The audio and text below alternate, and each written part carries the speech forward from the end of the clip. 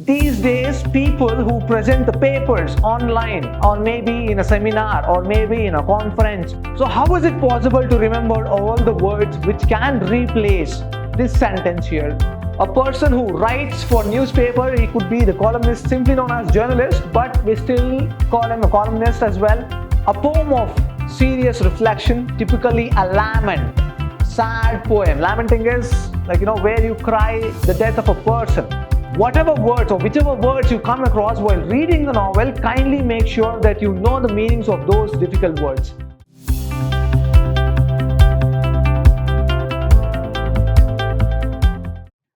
Hello, hi, namaste and welcome to Vidhyaashram First Grade College, the Temple of Excellence. I am Nanda Kishore, Faculty of English in Vidhyaashram, MYSURU. In my previous session, I had discussed about one of the language components for third semester MYSURU University students, reading comprehension. It is one of the language components prescribed out of all the 5 language components. Today, I am going to discuss about one word substitute for both B.A. and B.C.A, B.Com and B.B.A. Remember, the novel is different for both the combination, but the language component is one and the same for you all. So let us start with what is one word substitute. What is one word substitute? Why is it so helpful or why is it so important? One word substitutions form an essential part of vocabulary. As the name suggests, questions based on this concept ask you to replace a given sentence with an appropriate word. So as the title says, it is one word. Only one word, which is going to substitute an entire sentence or maybe a phrase as well. Let me tell you in Kannada, ಒಂದು ಪದದ ರೀಪ್ಲೇಸ್ಮೆಂಟ್ಗೆ ಕೇಳಿದಾಗ ಒಂದು sentence ಇಂದ ನಾವು replace ಮಾಡ್ತೀವಿ, substitute ಮಾಡ್ತೀವಿ, right? ಈಗ ಈ ಮರದ ಕೆಲಸ ಮಾಡೋಗೆ ಏನಂತ ಕರಿತೀವಿ ಅಂತ ಕೇಳಿದಾಗ ನಾವು ಹೇಳ್ತೀವಿ ಆಚಾರಿ ಅಂತ, right? So instead of using this word, the person who works with the wood or carves wood, we call him carpenter. So instead of telling he is the person who works on wood or wood logs or maybe carves the idols, we can simply call him the carpenter. So we are replacing the entire sentence with just one word. So how is it possible to remember all the words which can replace this sentence here? It only happens with a lot of practice. We have to use these words in our daily lives. How many of us have heard the word almanac? How many of you know, or how many of us know the word hierarchy? Or how many of us know the word plagiarism? How many of us know the word blasphemy? It might seem quite new to all of you when I'm using these words. So all of these words have the explanation, but are we going to talk about this explanation here? No, we are going to substitute those explanations or the sentences or even the phrases with this single words. So here in today's session, I have taken 30 odd sentences and 30 odd substitutes, one word substitutes, which will give you an idea what sort of questions will be tested or asked in your semester examination. And in today's session, I am also going to discuss about previous year's questions. And before I proceed further, let me tell you what sort of questions can you expect in your examination.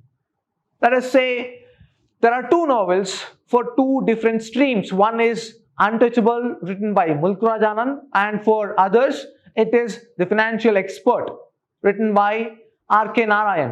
So you can expect the words, one word substitutes related to these 2 novels. So remember this, whatever words or whichever words you come across while reading the novel, kindly make sure that you know the meanings of those difficult words. You can expect such difficult words as one word substitute in your semester examination. I'm just giving you a reference, but have I included those terms here? No, I have not. I'm not going to discuss all those terms here. I have just taken general terms to introduce you and to give you an idea what sort of questions and how the one word substitutes will work in your examination. So very first thing is one word substitution and generic terms. An act of abdicating or renouncing the throne is called abdication. What is this? Abdicating or renouncing is nothing but resigning from the throne. It's called abdication. So abdication is like where one person resigns from the throne. An annual calendar containing important dates and statistical information such as astronomical data and timetables. Apart from this, there will be a lot of data as well, and we call it almanac. In your educational institution, maybe in schools or colleges, they give you an almanac. An almanac is the diary which will give you the complete idea, maybe the entire syllabus. It is not about syllabus, it is about the complete dates, the program list, the examination. It is going to give you insight about the academic year or the calendar year. It is nothing but calendar. We call it as a calendar, right? Almanac, a book. Next is a cold-blooded vertebrate animal that is born in water and breathes with gills. Amphibian, right? Which has vertebrate, a spinal cord. It's called as amphibian. The action or offense of speaking sacrilegiously about God or sacred things or profane talk, loose talk about religion or God is nothing but blasphemy. I told you it is blasphemy. You talk against the religion or the God, you are like you don't believe in God, anti-theist, right?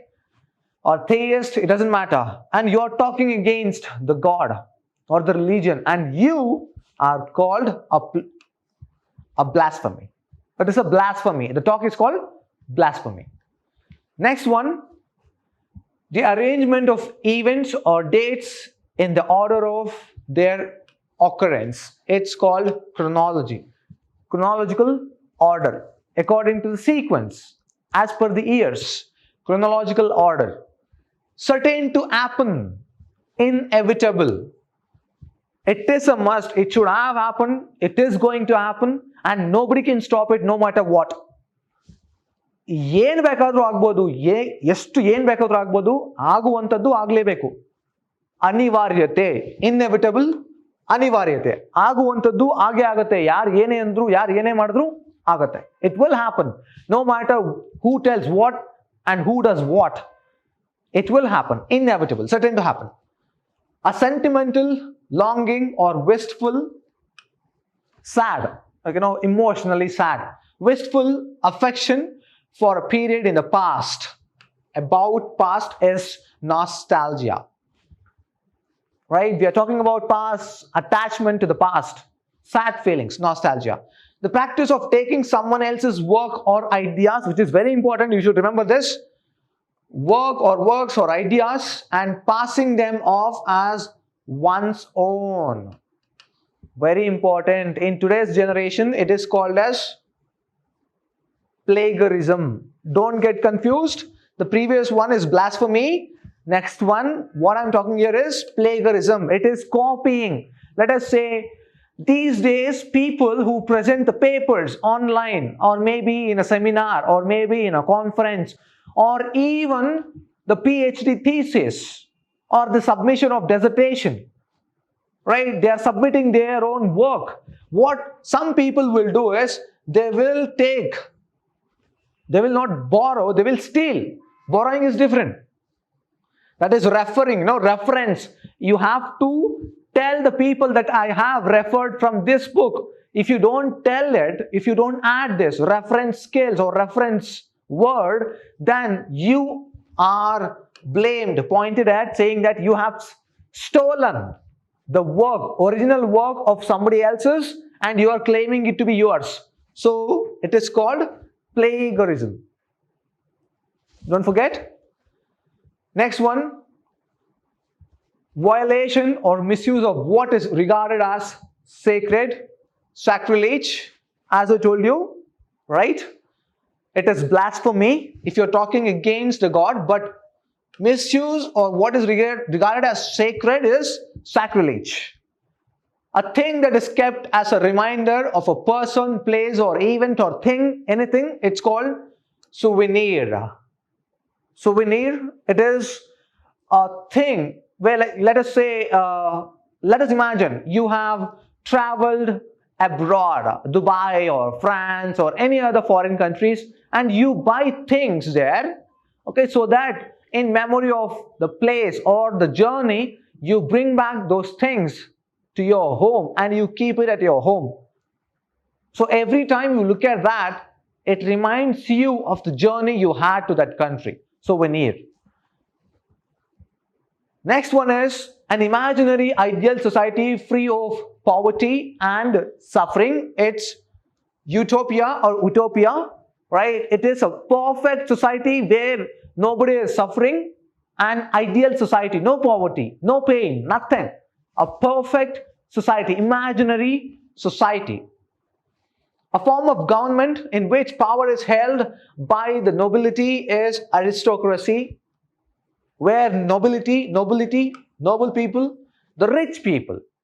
So if the rich are running the government, it is called aristocrats or aristocracy. Those are aristocrats who are running the government, and it's called aristocracy. Next, a system of government by the whole population or all the eligible members of a state, typically through elected representatives. It is known as democracy, where people cast their votes and elect a leader. It's called democracy. A form of government with a monarch at the head or has the head. It is monarchy, where only the single ruler becomes the leader and he is the monarch. Only single ruler.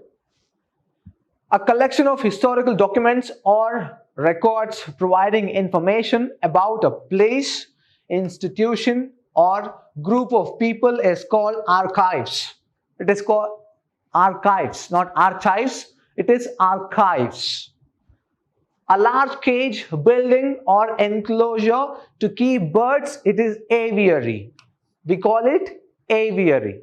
And if we are keeping the chicken, it's called coop. Chicken coop. Just like, like where we build a small place. Chicken coop. Next one, a place where bees are kept or a collection of beehive is called apiary. Remember this? It is called apiary. A building containing tanks of live fish or of different species. It's called aquarium. It is not called fish tank. It is called aquarium. An institution for the care of people who are mentally ill. Asylum. It's called asylum, where they take shelter. A hole or tunnel dug by a small animal, especially a rabbit, as a dwelling. We call it burrow. The hole, like even there are a lot of rats, big rats, right? Or toads, even the land toads, which will dig the tunnel there. A small hole, it is called burrow. A public room or building where gambling games are played. Casino, right? It is called as casino or casino. A large burial ground, especially one not in a churchyard, cemetery. A room in a public building where outdoor clothes or luggage may be left. It's called cloakroom. I'm sure you have heard of it, cloakroom. A place where a dead person's body is cremated, crematorium. Crematorium. Next one, A large bedroom for a number of people in a school or institution, it's dormitory or dormitory in simple. A room or building equipped for gymnastics, games and other physical exercise, it's gymnasium. A place in large institution for the care of those who are ill, infirmary. Not mentally ill, physically ill. I'm talking about physically ill, a large institution or the care of those who are ill. Infirmary, maybe it is available in your educational institution, infirmary. A small shelter for a dog, kennel. Most of you know this, kennel. A large natural or artificial lake used as a source of water supply, reservoir. We call it reservoir. A large tall cupboard in which clothes may be hung or stored. We call it wardrobe or cupboard, right? A group of cattle or sheep or other domestic mammals. We call it herd. Group of animals. Don't get confused with HEARD. Have you heard of it? Right? Herd. This herd is group of animal or sheep. A strong and fast moving stream of water or other liquid, torrent, right? And if it is circling there, it is whirlpool, right? Next, one who runs away from justice, fugitive. Fugitive. Conferred as an honor, honorary, a person who is mentally ill, lunatic or mad, right? Or you can even call him a psycho who is mentally imbalanced. Someone in love with himself or herself, narcissist. Narcissist, right? One who is too much in love with oneself, himself or herself, who admires the beauty of himself or herself, narcissist. A poem of serious reflection, typically a lament, sad poem. Lamenting is like, where you cry the death of a person. Lament for the dead is elegy. It is a sort of a poem, a type of a poem. Destruction or abortion of fetus, feticide. Feticide, right? Killing of infants, infanticide. Fetus is different. Infant is baby. Once it is born, fetus is inside the womb. Before the baby is born, it is feticide. There is a difference. A news article that reports the recent death of a person, obituary. You can see this obituary column in English newspapers. Yes, Smaranarthavagi, right, in Kannada papers.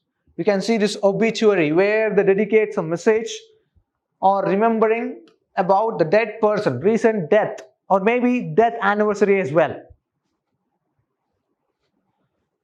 So this is the previous year's questions. Try to remember. They can ask you the questions related to something which you study in the syllabus or maybe outside the syllabus as well. I cannot guarantee you that you will be facing, it will be asked for 4 marks and each question will carry 1 mark, and I cannot guarantee you, I'm telling you that all the 4 questions or maybe out of 4, 3 questions will come from the novel you study. It could be The Financial Expert or maybe The Untouchable. I cannot guarantee, but be prepared to be on a safer side.